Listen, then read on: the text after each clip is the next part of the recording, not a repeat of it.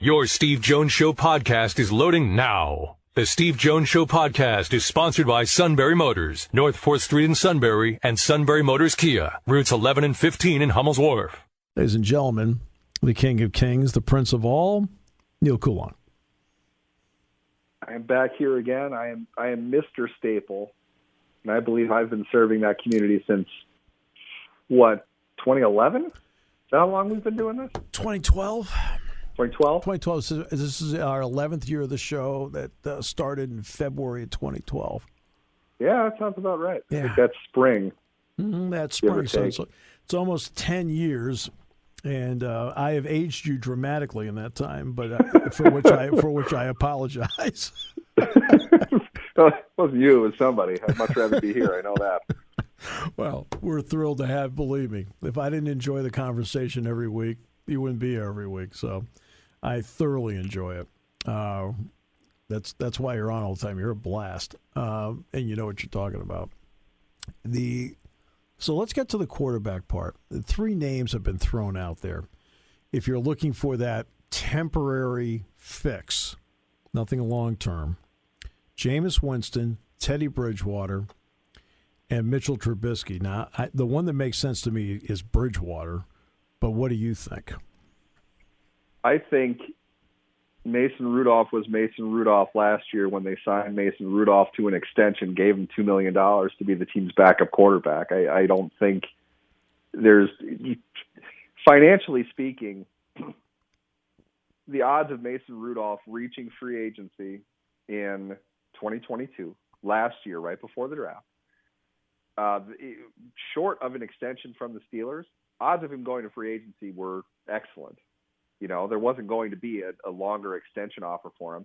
And I don't really know who in the market would have, fallen all over themselves to sign him. Well, that's what gets me, Neal, is that there are moments where you and I know that a team is only bidding against itself. Yeah, that's exactly it. And they, in my opinion, and a lot of these things, it's a matter of perspective. This really depends on how you want to look at it. If you enter this conversation not wanting Mason Rudolph to be the starting quarterback, we can talk about Teddy Bridgewater all day. We can talk about Jameis Winston all day. I don't blame you. I don't think that Mason Rudolph is especially good. I don't think that he should be your plan to start a quarterback. I just know that the Steelers extended him, gave him a signing bonus. So they paid him $2 million up front to be the team starting quarterback in 2022. There's no other reason for them to extend him.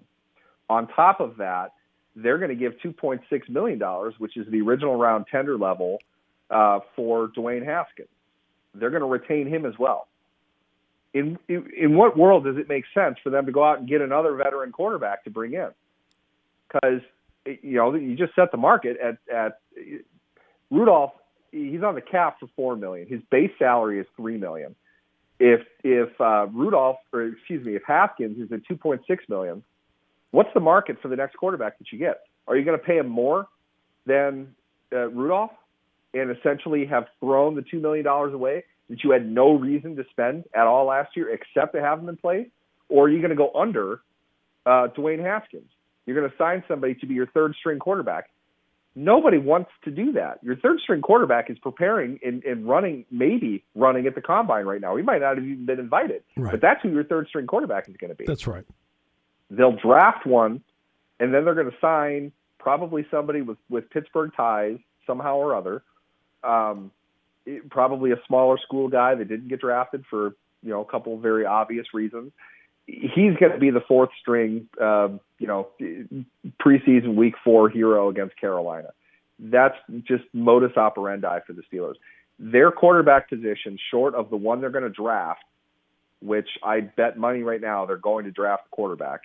That's the only question that really is up in the air. They're not going to trade assets to get a quarterback on a 1-year deal. They're not going to sign one who wouldn't sign for anything less than $10 million. They're not going to bring in a $10 million quarterback.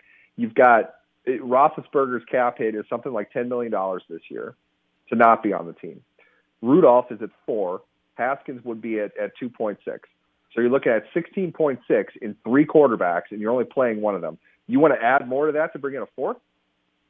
there's just no financial sense to that at all. It's just simply not going to happen. And the fact that it is the talking point around Pittsburgh, what veteran quarterback they're going to bring in, it only screams that the level of confidence in Mason Rudolph is, in my opinion, fairly so, very, very low. He's not.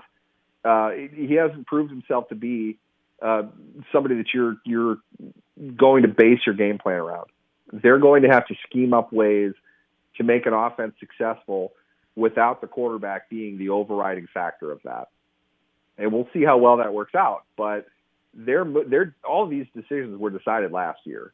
They knew that they were going to have Haskins available to tender, and if they extend Rudolph, they don't have to guarantee to start a free agent from the 2022 class or a rookie. That's really why they did what they did. This way, they can draft a rookie quarterback and bring him along. Wherever they draft him, I don't know. That's up in the air. You hope that they draft a future starter. But Rudolph is there to serve as the starting quarterback for this year, and barring something remarkable happening to his abilities, probably just 1 year. And then he can go into free agency, and the hope is that whoever they draft takes over after that. I think you have to look at the next two draft classes and ask you what quarterbacks are going to be available. I don't mean this one. I mean the next two. I mean in 23 and 24. So who's available? Well, Bryce Young and C.J. Stroud would be two guys that would be available in next year's draft because they will have each completed their third year. And there are going to be some other guys that you may be looking at saying, okay, will we be in position to get any one of these five guys over a 2-year period? That's the question you have to ask before you go with somebody that you think is a short-term 2 or 3 season solution. That's how I look at it. I would agree with that. And mostly because, to be honest with you, you could have given Duck Hodges a call and offered him veteran minimum to come and be the starting quarterback this year if you want to go out and get Stroud. That's what it's going to take. Mason Rudolph isn't going to lose 15 games. Right. You know, the team is not going to lose 15 games. But Duck absolutely could. I wouldn't put that past him at all. They would be competitive for one of those quarterbacks. I agree with the philosophy behind it. What they're saying is, in my opinion, the quarterbacks of this class are not Trevor Lawrence level. They don't have the arm talent of Zach Wilson. No. There are guys that are going to fall to where Pittsburgh is this year. They weren't going to last year. 5 quality earlier rather than later starters were in last year's draft. And there was nobody after that. And we see that now.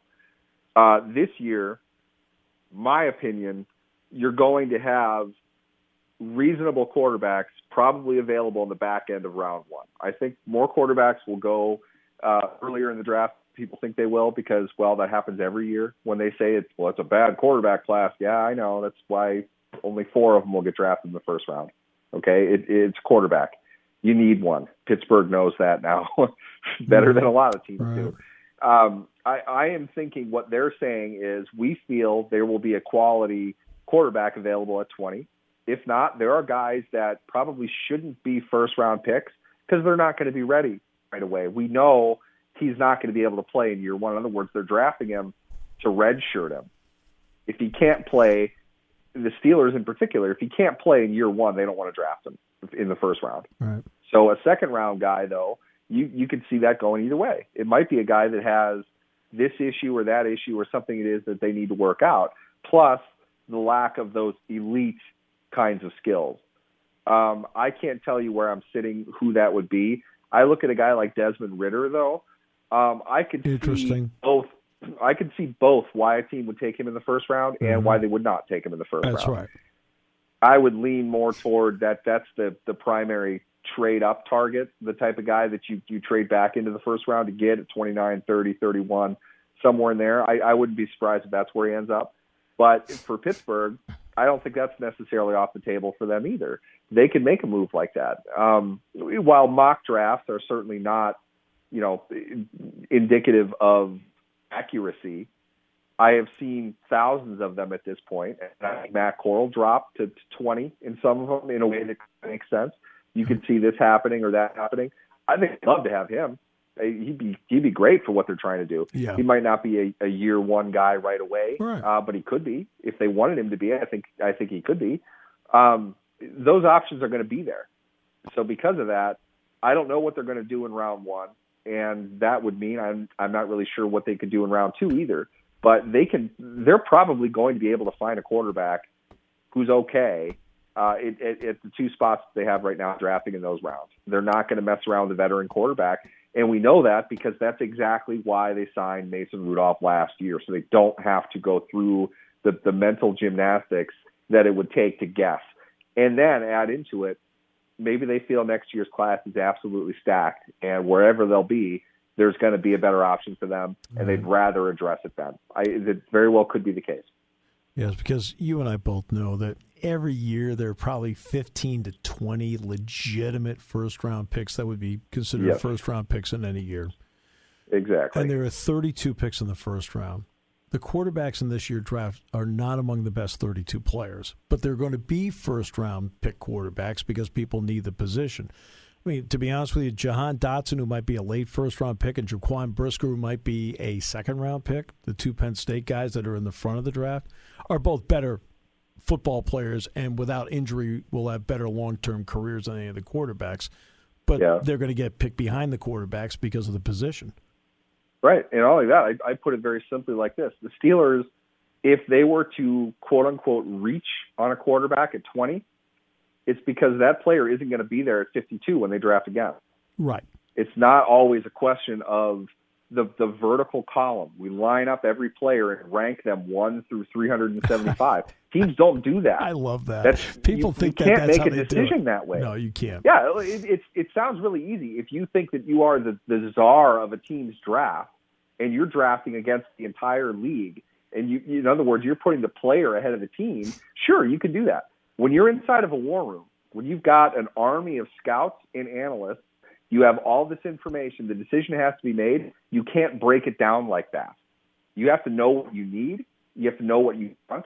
You have to know what is going to impact you now, next year, 3 years down the line. There are way more factors that go into that than what you think the difference between number 20 and number 27 is. It just isn't any at that point. That feeds into exactly what you said. They don't even grade first-round guys like that. No. There might be 20 guys they feel are legitimate first-round picks based on the team's philosophy.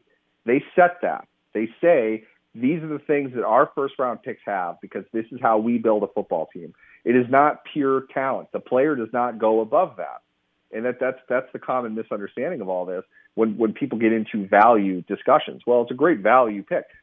It's the only cornerback that they could draft at that spot. You know, things like that. It's not that you want the position more so than you want the player, but at the same time, if you said, as an organization, we need to invest in a cornerback because we don't think this guy's going to get any better. We know this guy's got a chronic injury. We're going to lose him to free agency because he's nuts and he's going to ask for 10 times more than what he's worth. Those guys are all going to walk. We need a cornerback in 2023. It's not just about 2022. So if this guy is here, we grade him not first round, but back end of first round into round 2. That bucket is a lot bigger. Call it 21 through 55. Those guys have a lot more in common than 20 does with 15. That's just the way players are. And the biggest differentiating factor in first-round picks are those elite physical traits, the things that you can't coach.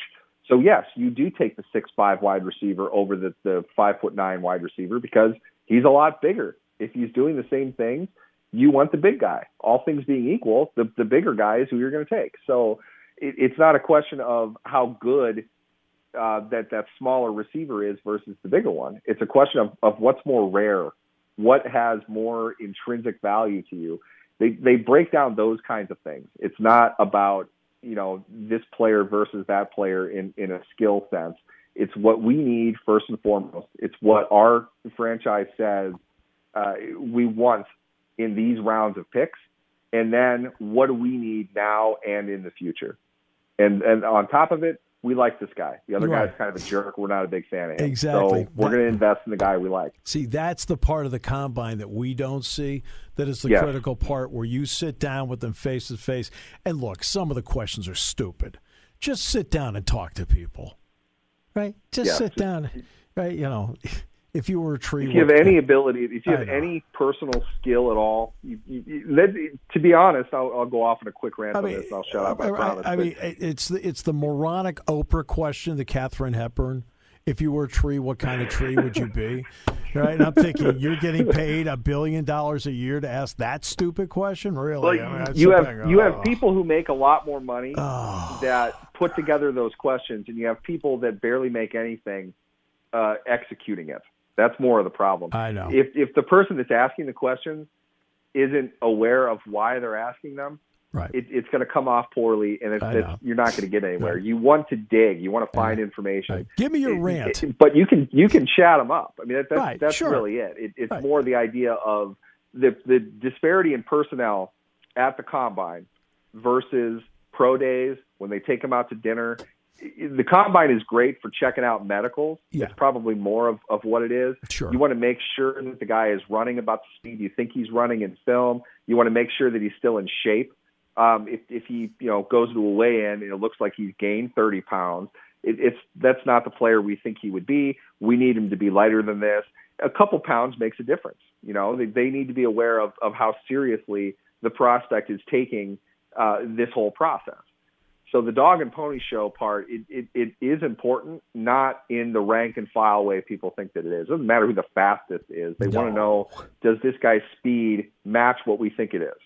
We mark him as fast, okay? Fast to us is 4.32, whatever it is. He runs a 4.34. Okay, yeah, he's probably about right. He runs a 4.45. That's totally different. In football terms, he's not as fast as we thought he was. Sure. Maybe he is still hurt. Maybe he did put on more weight.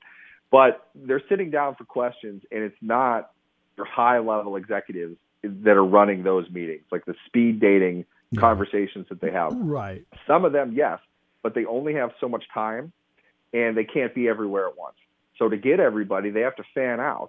In the Steelers' case, say Colbert, Tomlin, Canada, down and down the list, you're getting into kind of lower-level guys that might not have the nuance or personal skills that you'd want to really get a sense of who somebody is as a person. And then, yes, you get some guys that will totally mess up the question, and other teams that will have them ask terrible questions. Maybe they didn't even understand when they said, look, ask him this, ask him that. Right. They didn't understand that. If they can't kind of, riff with the moment, it's going to come off really poorly, and you're not going to get anything out of it. I'm sure that happens a lot more. I'm the coach and general manager. The two of us go in there, we talk to these guys.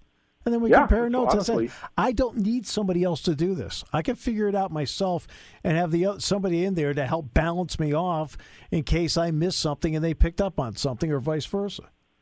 They approach it in volume. They want to talk to everybody who's there to some degree, and they might not be able to get everybody in their pro days, the same personnel. So if Tomlin talks to candidate A, Colbert talks to candidate B, they might want to chat them up again later on, but maybe Canada does it this time to get a third perspective of it.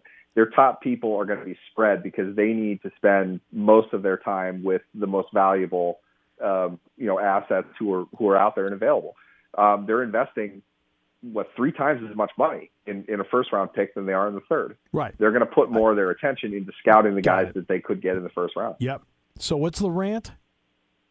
One. I think I just gave you 3 of them. Okay, good. I want to make sure. For me, it's the idea is really more. You have to understand that the level of rank and file that goes into the combine. They bring a lot of people. Teams bring a lot of people to the combine, and they're there to interview. So your low-level guy gets maybe a mid-round pick, and they're talking to him. I don't know exactly what comes out of that, but that low-level guy is probably not going to be as savvy and as polished as your 30-year general manager is, as your 18-year head coach is.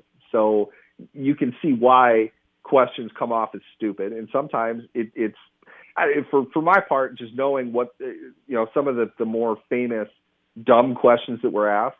It was never the team's general manager that asked it. No. It was like an assistant scout. Exactly. some, pardon me, but some meathead that doesn't speak to people on a regular basis like that. They're interviewing them. They're not giving a report on them. So it's a different environment, and that can happen. You can see why that would happen. Neal Coolong, Reginald Walker, next half hour, brought to you by Sunbury Motors, 4th Street in Sunbury. Sunbury Motors, Kia, routes 11 and 15 in Hummel's Wharf on News Radio 1070 WKOK.